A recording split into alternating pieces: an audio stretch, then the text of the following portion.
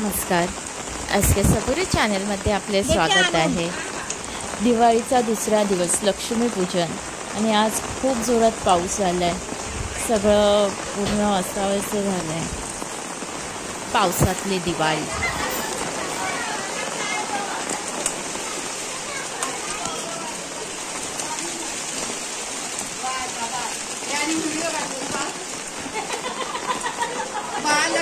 तुम्ही जरा येशात ना।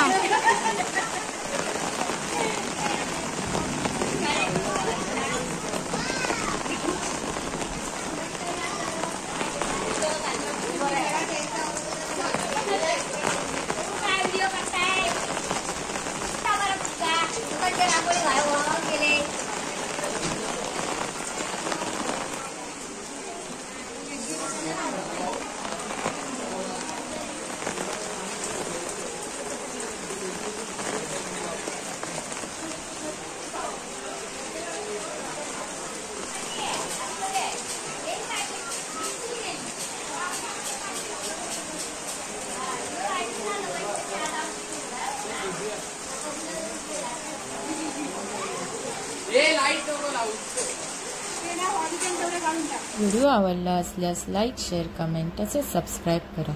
व्हिडिओ पूर्ण पाहिल्याबद्दल धन्यवाद।